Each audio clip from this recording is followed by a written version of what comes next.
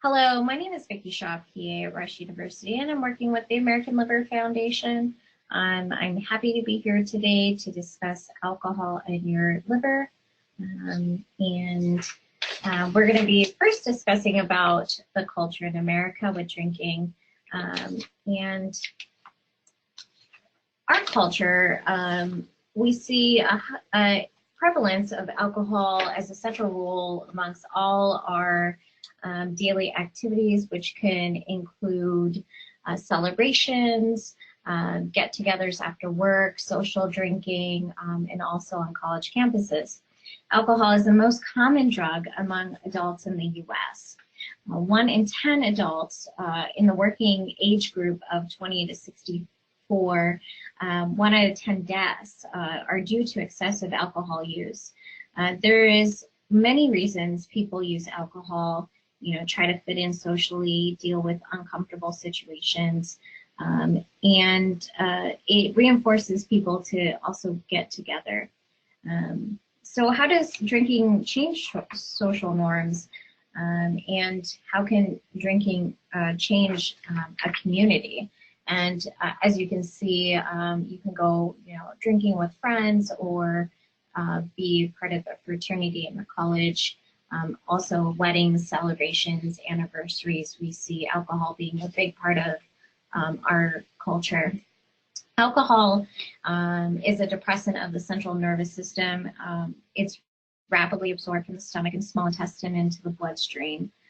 This ingredient is found in beer, wine, and liquor. And so that's important. Some people believe that beer can't really be as strong as liquor, but it still does contain alcohol. It's a lower percentage, which we'll go over. Wine also does have alcohol in it. More importantly, we need to discuss alcohol abuse. It's a pattern of drinking that interferes with day-to-day activities.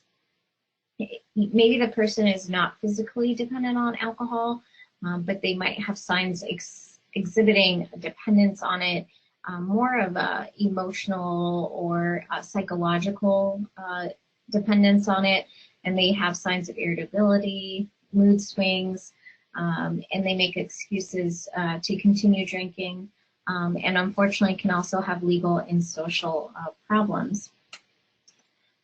Alcohol abuse can progress to actual addiction, and they have no control in how much they consume. They can't stop themselves. Alcohol becomes the only reason that's the most important in their life. If they stop drinking, they can get withdrawal symptoms, and that can vary from person to person, including tremors, shakiness, feeling sick to their stomach, feeling sweaty, or having worsening anxiety or depression. The person will go out of the way to avoid other activities so they can continue to drink. Unfortunately, we do see people with addiction to alcohol that impedes their daily lives and can cause issues with their career, schooling, and their relationships with their significant other or family members. And when you talk to someone who does have an addiction, they try to justify why they're drinking. They try to make it not seem as bad as it is, or the reasons why they're drinking. Another thing we see maybe in the younger age group is binge drinking. And the definition of binge drinking is 5 or more drinks for a man or 4 or more drinks for a woman within 2 hours. Binge drinking is the most common, costly, and deadly pattern of excessive alcohol abuse in the U.S. So let's go over what is one drink. A standard drink is equal to 14 grams of pure alcohol. And so it's going to vary based on the percentage of alcohol in the drink. And so if you're looking at liquor or spirits or hard liquor, 1 ounce is usually equivalent to 1 drink. And again, that varies on percentages. A glass of wine, about 4 ounces. Some people say 4 to 6 ounces, but it also depends on the percentage. The higher percentage, the lower amount of ounces is needed to be qualified as one drink. Also a 12-ounce beer. So a 24-ounce or a 48-ounce beer is not one drink. It's actually multiple drinks. And so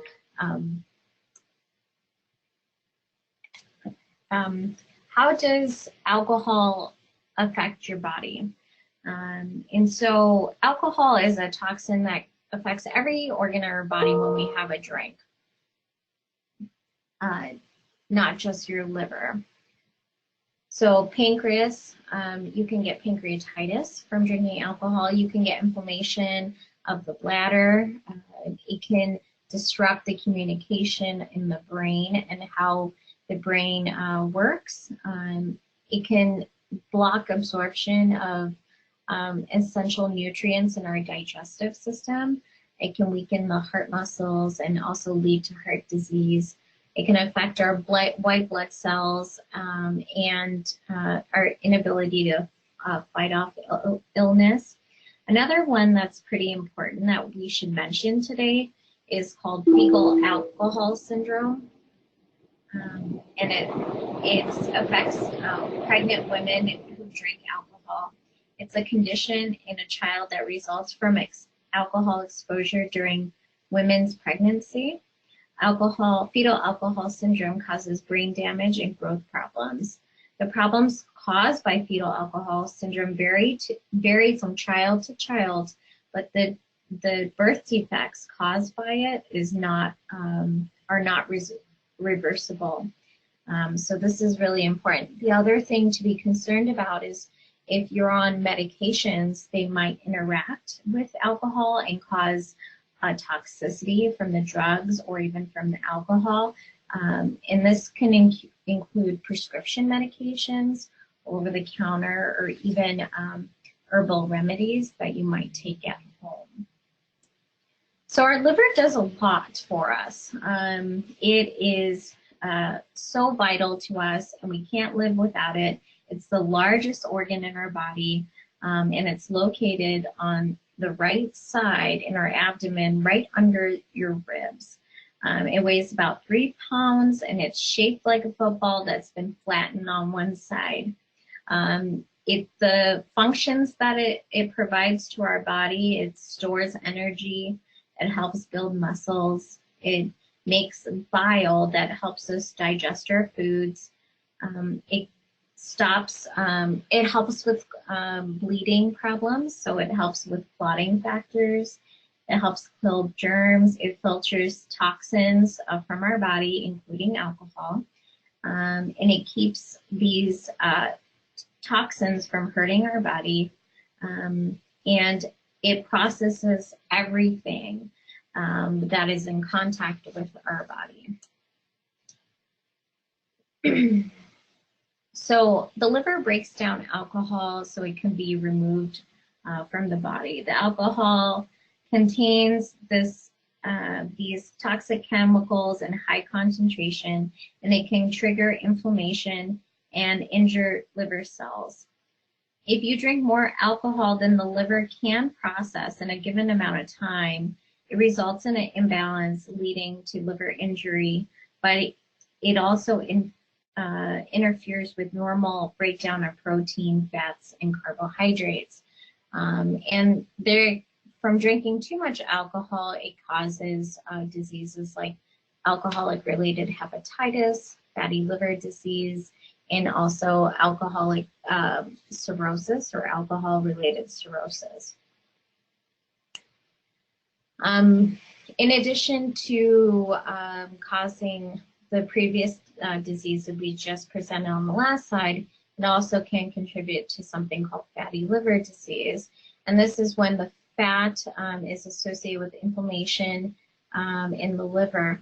You can also get fatty liver disease from obesity and high cholesterol, diabetes, and high blood pressure. This is included in metabolic syndrome. However, we know that alcohol also causes fatty liver disease. And you don't usually get symptoms with fatty liver disease from alcohol, and it can go away if you stop drinking. A more significant disease process that happens with drinking is alcoholic-related hepatitis. It causes inflammation and swelling of the liver, and this can have symptoms of nausea, jaundice. And jaundice is the yellowing of the skin and eyes, and abdominal pain. And it can, for some people, there's different factors that influence the development of alcoholic-related hepatitis, and that can be genetic factors on how we process alcohol, malnutrition, or not eating a proper diet, or having deficiency in dietary necessities, and also the presence of other liver diseases like hepatitis C or hepatitis B, autoimmune hepatitis. Recovery is possible with abstaining from all alcohol intake. A lot of people with alcoholic-related hepatitis do require hospitalization to make sure that they do recover well.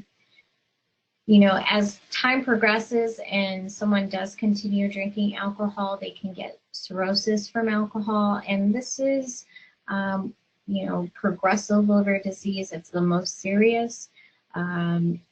It causes the tissue to form a scar, and when the scar happens in the liver, the liver cannot work as well as it used to.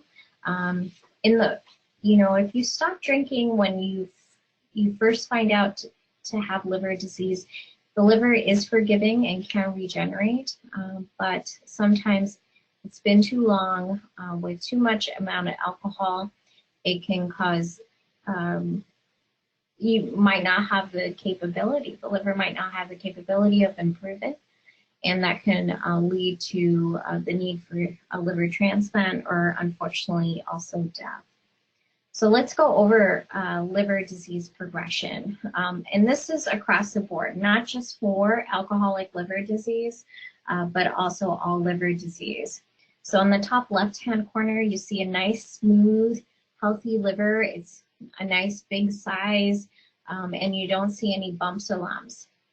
As time progresses and there's some kind of injury to the liver, it started causes scarring of the liver. So if you look at the middle bottom picture, it shows a scarred liver. It's not as smooth.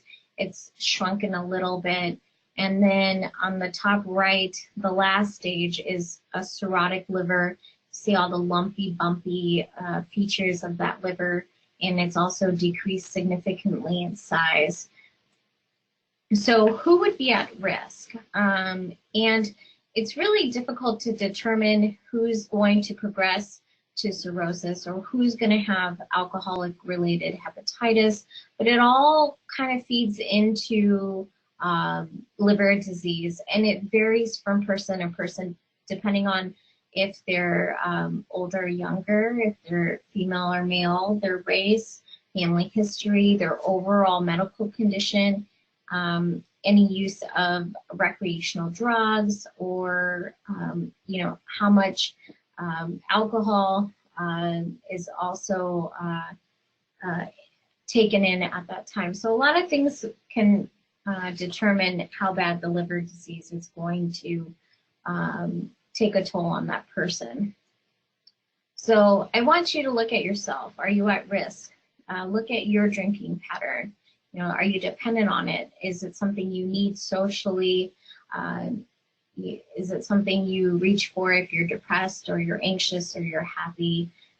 Also, how many drinks are you having in the evening or on the weekends? Is it, you know, considered binge drinking? Now, let's look for the signs of addiction. Are you having withdrawal symptoms? Do you need a pick-me-up in the morning? Do you feel more anxious when you don't have a drink? And if you feel like you're struggling with this, definitely talk to your your primary doctor. And at the end of the slide deck, we will also provide some numbers and people you can contact if you feel like you need more help. You know, when we drink, there's also risks besides our physical condition of hurting other people, and that can be drinking and driving. So we're really concerned about car accidents, watch out for risky sexual behavior. You know, some people can get violent when they drink, and unfortunately, if there's also underlining of depression, we can see a higher risk of suicide and homicide. And as I promised earlier, here are some great resources if you are struggling, and websites to go over. And there's a lot of people. One I want to point out is the addiction recovery resources that we have. And so there is a free telephone number, 1-800-662-HELP, and you're welcome to call that, and they would be able to assist with that. Again, thank you for joining us today for a talk on alcohol in your liver. And I would like to thank everyone watching, and also thank the American Liver Foundation for trying to provide more education to the community. And I hope you have a wonderful day.